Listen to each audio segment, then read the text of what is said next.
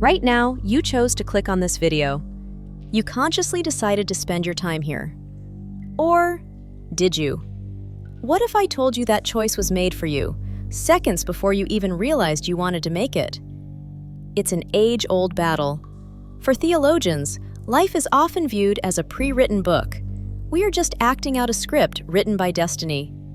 For materialists and scientists, destiny is in our own hands. We have free will. We stand at crossroads and consciously choose our path. And classical physics seems to back this up. The theory goes, if we had a supercomputer that knew the position and speed of every single atom in the universe, including the ones in your body, we could perfectly predict the future. Your destiny would be calculable. Fortunately, we don't have that computer. But science has found something else, something unsettling. Experiments suggest our actions aren't entirely ours. There seems to be a mysterious force pulling the strings before we're even aware of it. And that force is your own subconscious. The first cracks in the free will theory appeared back in the 1960s.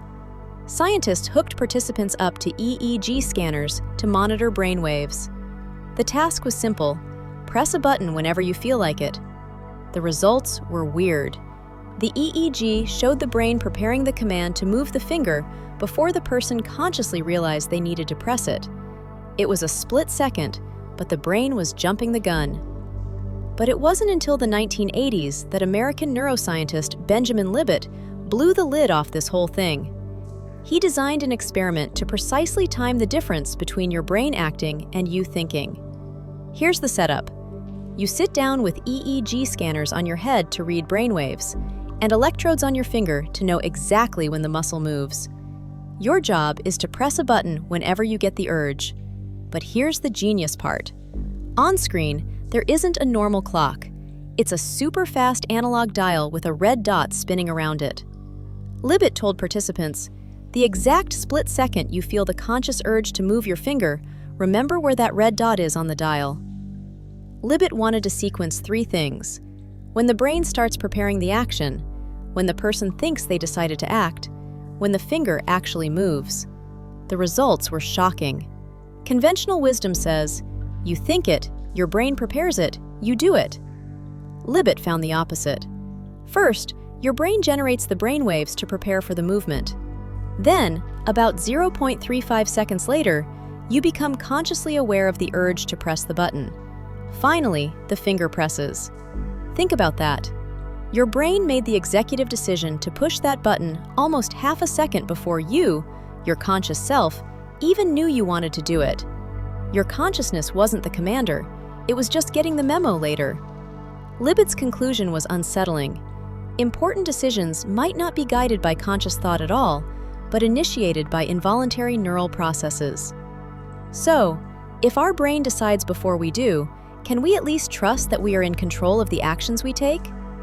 Well, in 1999, psychology professor Daniel Wegner conducted an experiment that questioned even that.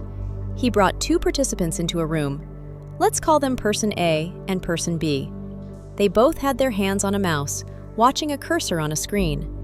Their job was to stop the cursor together at a specific time. Here's the trick. Person A was the real subject. Person B was an actor working for the scientists. Person B was actually the one controlling the cursor the whole time. Person A just thought they were helping. Amazingly, if the timing was right, Person A started to believe they were moving the cursor. Their brain tricked them into taking credit for an action they didn't even cause. It created an illusion of control. It shows how easily our sense of autonomy can be manipulated. These experiments lead to some profound and, honestly, kind of scary thoughts. Is there a ghost in the machine? Is fate predetermined by the subconscious firing of neurons before we even wake up? Science hasn't given us a definitive no to free will yet. It's complicated. Even if our subconscious starts the process, perhaps our conscious mind has the power to veto it, a concept some call free won't. Whether fate is predetermined or not, we still have to live our lives. We control our bodies, we deal with consequences. Perhaps the best approach is to take responsibility for our lives, regardless of who or what started the process in our brains. What do you think? Did you choose to watch this video to the end? Or was that decided 0.35 seconds ago? Let me know down in the comments. Thanks for watching.